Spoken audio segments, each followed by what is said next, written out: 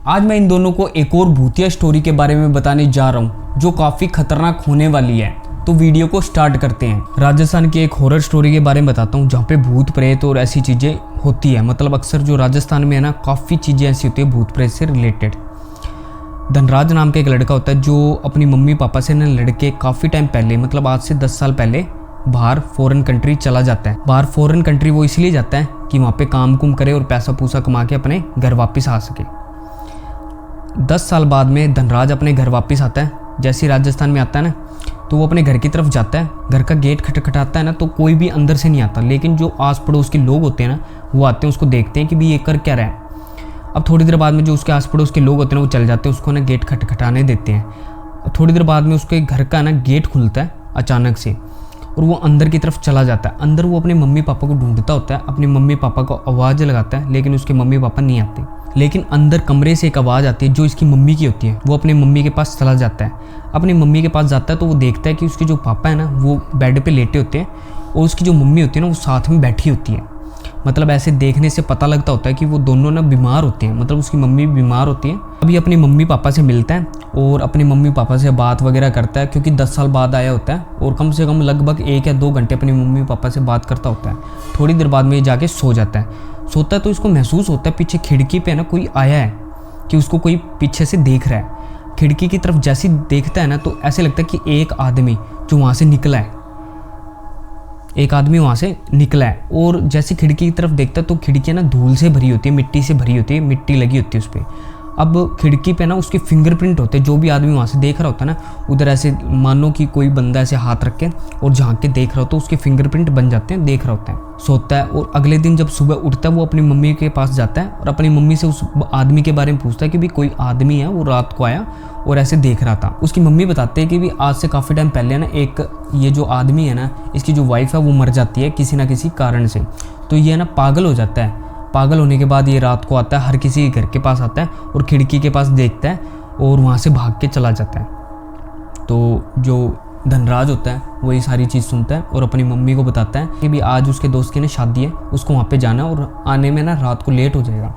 उसकी मम्मी बोलती कि भी कुछ मर्जी हो, लेकिन रात को 12 बजे से पहले पहले आ जाना। अभी अपनी मम्मी की बात को ना इग्नोर मारता है और वहाँ से चला जाता है। अपने दोस्त के घर पहुँचता है, वहाँ पे पार्टी वगैरह चलती होती है और पार्टी के अंदर रात को लगभग 12-1 बज जाते हैं। अभी सोचता है मम्मी ने कहा था कि भी 12 बजे से पहले पहले आ जाना, तो ये भूत प्रेत वाली बात पे ना विश्वास नहीं करता और उसकी मम्मी ने शायद इसीलिए बोला होगा रात को जल्दी आ जाना।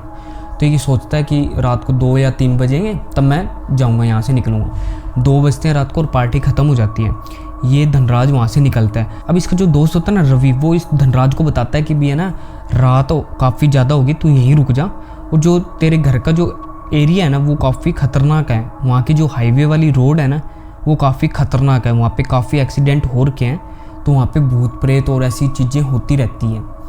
अब ये ना अपने दोस्त की बात नहीं मानता, रवि की बिल्कुल बात नहीं मानता। ये धनराज क्या करता है, अपनी गाड़ी को चालू करता है और वहाँ से निकल पड़ता है। वो उस हाईवे पे पहुँचता है और देखता है कि भाई हाईवे एकदम बढ़िया होता है, लेकिन उस हाईवे पे कोई भी गाड़ी नहीं होती, कोई भी साधन चलता होता नहीं है। थोड़ी देर बाद में हाईवे पे ना इस धनराज को एक लड़की दिखाई देती है, छोटी सी, जो रो रही होती है। और धनराज अपनी गाड़ी रोकता है, उस गुड़िया की तरफ जाता है, छोटी लड़की की तरफ जाता है, देखता है, उससे पूछता है भी क्या बात हुई, लेकिन वो कुछ भी नहीं बताती। वो सिर्फ एक इशारा करती होती है, अपनी उंगली से इशारा करती होती है कि वहाँ पे मानो कि कुछ हुआ है। अब धनराज क्या करता है, उस गुड़िया के साथ में जैसे ही उधर जाता है जहाँ पे वो इशारा करती है, तो वहाँ पे क्या होता है, एक लेडीज़ होती है जो ना मतलब लेटी होती है। अब इस जो लेडीज़ के ना काफ़ी मतलब सर पे खून आता होता है, मतलब उसके जो कपड़े होते हैं ना खून से भरे होते हैं। अब ये उस लेडीज़ की तरफ जाता है और जैसे ही वो देखता है ना वहाँ पे जाकर, तो वो लेडीज़ भी गायब हो जाती है। अब ये पीछे मुड़ के जैसे ही देखता है उस गुड़िया को, अब वो गुड़िया भी गायब हो जाती है और रोने चीखने चिल्लाने के आवाज़ें आने लग जाती है। अभी गाड़ी की तरफ जाता है और अपनी गाड़ी का गेट खोलता है और जल्दी से गाड़ी के अंदर बैठ जाता है। गाड़ी को जल्दी से चालू करता है। इसकी गाड़ी चालू तो हो जाती है, लेकिन जैसे ही अपनी गाड़ी को आगे बढ़ाता है वो बिल्कुल भी नहीं बढ़ती, मानो कि उसकी गाड़ी को किसी ने पीछे से पकड़ के रखा हो और पीछे की तरफ खींच रहा हो। अभी अपनी गाड़ी की जो रेस होती है वो देता है, लेकिन गाड़ी बिल्कुल भी आगे की तरफ नहीं चलती। अभी गाड़ी के अंदर जो मिरर होता है उसके अंदर से इसको साफ साफ दिखाई देता है कि पीछे है ना कोई लेडीज़ है ये वही वाली लेडीज़ है जिसके खून से भरे हुए कपड़े होते हैं। देखते ही देखते वो जो लेडीज़ होती है ना काफ़ी तेज़ भागते हुए उस बंदे की तरफ आती होती है। अब ये गाड़ी को आगे की तरफ बढ़ाता है लेकिन गाड़ी बिल्कुल भी आगे नहीं जाती। अब जैसे वो पीछे मुड़ के देखता है जो वो लेडीज़ होती है वो वहाँ से गायब हो जाती है। धनराज क्या करता है, पीछे मुड़कर देखता है उस लेडीज़ को, लेकिन वो लेडीज़ वहाँ से गायब हो जाती है। और जैसे ही आगे की तरफ देखता है वो उसकी गाड़ी पर आगे की तरफ आ जाती है एकदम से। यह देख के ना धनराज काफ़ी ज़्यादा चौंक जाता है और अपनी गाड़ी को आगे की तरफ बढ़ाता है। जैसे ही अपनी गाड़ी को आगे की तरफ बढ़ाता है ना तो वो लेडीज़ भी गायब हो जाती है। इसको ना काफ़ी ज़्यादा पसीना आने लग जाता है डर के मारे। अब ये गाड़ी को धीरे धीरे चलाता है लेकिन अब वो वापस वही चीज़ होती है कि उसकी गाड़ी बिल्कुल भी नहीं चल रही होती, मानो कि उसकी गाड़ी पे ना कोई पीछे से पकड़ के बैठ गया हो और आगे चल नहीं रही होती। थोड़ी देर बाद में वो बजरंग बली जी का नाम लेता है, उसकी गाड़ी आगे की तरफ चल जाती है और वो कैसे ना कैसे करके अपने घर पे पहुंचता है। घर पे पहुंचने के बाद वो गेट खटखटाता है लेकिन कोई भी गेट नहीं खोलता। जैसे वो गेट को धक्का मारता है ना गेट अचानक से खुल जाता है और अंदर की तरफ जाता है, अपने मम्मी पापा को ढूंढता है लेकिन उसके मम्मी पापा वहाँ पे दिखाई नहीं देते। जो पागल इंसान होता है ना वो इसके घर की तरफ आता होता है और देखता है इसको और इसको बुलाता है, धनराज को बुलाता है बाहर की तरफ कि भी क्या बात हुई, तू इतना घबराया हुआ क्यों है। उसको एक जगह पे ले जाता है। अब धनराज उससे पूछता है कि भी है ना तू है ना मतलब यहाँ पे क्यों भटकता क्यों है, रात को मतलब सोने क्यों नहीं देता, मतलब मेरे मम्मी पापा तेरे से डरते हैं, तू सोने क्यों नहीं देता, रात को यहाँ पे भटकता रहता है।